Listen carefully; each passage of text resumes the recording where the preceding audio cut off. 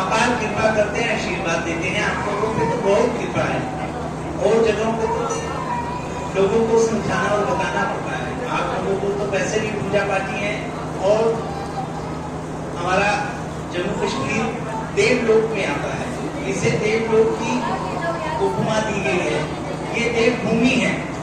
तो इसीलिए आप लोगों को कि भगवान से मैं प्रार्थना करता हूँ कि आपकी ये जो भक्ति है, जो श्रद्धा है, भगवान के प्रति आपका जो विश्वास है और प्रेम है, वो अखंड बना रहे। मैं भगवान से प्रार्थना करता हूँ कि आपकी भक्ति हमेशा बनी रहे, ऐसी श्रद्धा बनी रहे, और भगवान के प्रति आपका जो प्रेम है, वो लगन जो है वो लगी रहे। आपको ये सबसे पहले मैं बताना चाहता हूँ, जो साक्षी गोपाल भगवान जी जो अभी आप दर्शन कर रहे हैं, ये ठीक आज से 40 वर्ष पहले, 42 वर्ष पहले ठाकुर जी की कुछ ऐसे ही लीला हुई थी, तो ठाकुर जी आए थे। अब फिर इन्होंने पता नहीं क्या लीला की है, मेरे को तो मालूम नहीं, लेकिन इनकी लीला है यही जाने। तो आपको बताना चाहता हूँ कि ये कैसे आए हैं। द्वारकापुरी में यज्ञ हुआ, वहाँ पे सभी देवी देवता, सभी जितने भी आसपास पे भगवान के जो बड़े बड़े मंदिर हैं, जिनको हम लोग गए, दर्शन किया और निमंत्रण दिया कि यज्ञ में आए। द्वारकापुरी में यज्ञ हुआ, निर्विघ्नता से संपन्न हुआ। फिर उसके बाद सबको प्रणाम करके, नमस्कार करके उनका धन्यवाद कि आपने यज्ञ निर्विघ्नता से संपन्न करवाया। तो अब इसी तरह से दर्शन करते करते साक्षी गोपाल भगवान जी के मंदिर में, वहां पे मैं गया, अंदर जैसे पहुंचा, वहां पे पुजारी जी को देख रहा था, वो श्रृंगार कर रहे थे, भगवान के वस्त्र पहना रहे थे, और उनकी उम्र 85-90 वर्ष है। ठाकुर जी को तो देखा मैंने, लेकिन उनको देख के ज्यादा मुझे ठाकुर जी के चरणों में और मेरे भाव और ज्यादा भगवान के प्रति उजागर हुए। वो इस तरह से लाड कर रहे थे जैसे छोटे बच्चे को श्रृंगार करते हैं और कपड़े पहना रहे थे। तो वो देख करके मेरे को बहुत ज्यादा भाव भगवान के चरणों में हुआ। तो मैं उनके चरणों में देख रहा था ठाकुर जी के, तो चरण दिखाई नहीं दे रहे थे। तो ठाकुर जी को बोल रहा था कि ठाकुर जी अपने चरणों के दर्शन करवाओ। और कपड़े वस्त्र जो पहना दिए थे, वस्त्रों से चरण ढके हुए थे, वो दिख नहीं रहे थे। मैं बार बार बोल रहा था ठाकुर जी अपने चरणों के दर्शन करवाओ। तो इसी तरह से आधा घंटा हो गया होगा, तो एक और सज्जन बाहर से आए, और उन्होंने आकर के जैसे आए, तो उन्होंने मेरे को कहा कि आपको मैं बाहर ढूंढ रहा हूँ।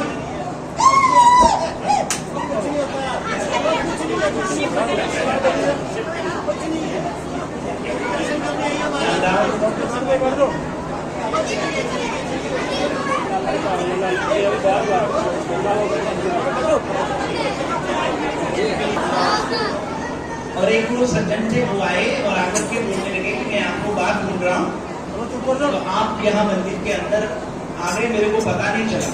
तो मैंने उनको इशारा किया, पंडित जी ठाकुर जी का श्रृंगार कर रहे हैं, आप शांति रखो। तो वो उनके ससुर जी थे जो बाहर से आए थे मेरे पास। तो उन्होंने कहा पंडित जी से कि ये वो महात्मा हैं जिन्होंने अभी यज्ञ किया। तो पंडित जी ने मेरी तरफ देखा, तो देख करके मैं अपनी प्रार्थना भगवान से कर ही रहा था, तो ऐसे किया पंडित जी को। तो पंडित जी ने कहा, लो आप ठाकुर जी के चरण के दर्शन करो। उन्होंने वस्त्र ऊपर किया। तो अब उस वक्त मेरे को, क्योंकि मैं ठाकुर जी से प्रार्थना कर रहा था कि मुझे आप अपने चरणों के दर्शन करवाओ, तो मैंने तो पंडित जी से प्रार्थना नहीं करी, मैंने तो ठाकुर जी से प्रार्थना करी। अब मेरे को विश्वास हो गया कि ये सुनते हैं, इन्होंने मेरी बात सुनी। तो जैसे इस प्रकार से उन्होंने बात सुनी, तो मैंने पंडित जी से पूछा कि पंडित जी इनका क्या स्वरूप है, क्या नाम है, कैसे इनको पुकारते हैं आप लोग? क्योंकि इनका खड़े होने का आप लोग देखते हैं, इनका जो खड़े होने का तरीका है, ठाकुर जी हैं, कृष्ण भगवान हैं, द्वारका में राजपाट करते हैं, जैसे राजा खड़े होकर के बात करते हैं कि भाई ये काम क्यों नहीं हुआ। तो इसी तरह से कि राजाधिराज साक्षी गोपाल है। साक्षी मतलब ये कोई भी जैसे सामने दर्शन करने आएगा तो ये बोलते हैं कि हाँ मैंने इसको देखा और ये दर्शन करने आए। ये साक्षी भरते हैं, तो इनका नाम है साक्षी गोपाल। और इसी तरह से वो बोल रहे थे कथा, और उन्होंने कुछ ऐसा ही बोलना शुरू किया। तो मैंने कहा कि क्या इनको आप यात्रा वगैरह करवाते हैं, उत्सव, जैसे हमारे यहाँ बद्रीनाथ जी में भगवान नारायण साक्षात विराजमान है स्थायी रूप से, लेकिन बाहर नहीं आते हैं, तो उनके प्रतिनिधि बन करके उद्धव जी बाहर आते हैं, यात्राएं करते हैं। तो मैंने उनसे बोला कि क्या ये यात्रा के लिए निकलते हैं बाहर? तो उन्होंने बोला नहीं, ये यात्रा नहीं करते। तो मैं उस वक्त देख रहा हूं उनसे बातें करते करते ऐसे ही भाव में कि मैं इनको गोदी में लेकर के और मैं तीर्थ यात्रा करवा रहा हूं, और जगह जगह सारे जो है तीर्थ करवा करके चारों धाम की यात्रा करवा रहा हूं। ये मैंने एक सेकंड पे वो दृश्य मैंने अपनी आंखों से देखा। तो मैंने पंडित जी से बोला कि ये तो यात्रा करना चाहते हैं और तीर्थ यात्रा करना चाहते हैं, और ये मुझे ऐसा आभास करवा रहे हैं कि तू मेरे को लेके चल। तो पंडित जी ने कहा नहीं, ऐसा नहीं होता है। मंदिर से कौन, अब कोई भी यात्रा करने आएगा, दर्शन करेगा और पुजारी जी को बोलेगा कि भगवान राम जी मेरे को दे दो, मैंने इनको यात्रा करवानी है और ये यात्रा करना चाहते हैं, ऐसे कैसे कोई दे देगा? ऐसे कैसे हो सकता है? तो उन्होंने यही जवाब दिया कि ये नहीं हो सकता। फिर मैंने वहां पे और भी थे, उनको भी बोला, बहुत सारे लोग थे कि ये यात्रा करना चाहते हैं और इन्होंने मेरे को बोला है और मैंने वो देखा है। तो सभी ने यही कहा ऐसा नहीं है, ये साक्षी गोपाल हमारे इष्ट देव हैं, हम लोग सभी इनका दर्शन करते हैं और हाजिरी लगाने जाते हैं, और ये ऐसा कभी नहीं होगा कि ये यात्रा के लिए आपको दें और ये मंदिर से बाहर क्यों जाएंगे, और चारों धाम की यात्रा करने के लिए तो पूरे भारत का भ्रमण करना पड़ेगा, तो इसीलिए ये हो नहीं सकता।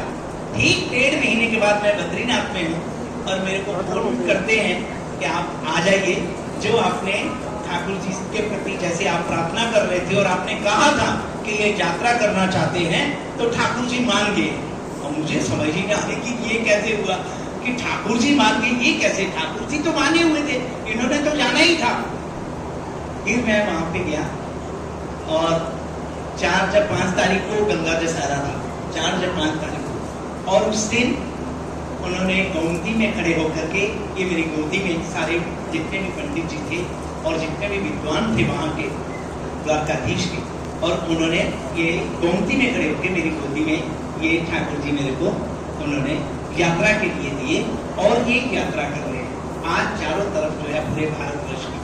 और मैंने ये विश्वास रखा है अपने मन में, और मैं सभी को यही बोल रहा हूँ कि ये साक्षात सुनते हैं।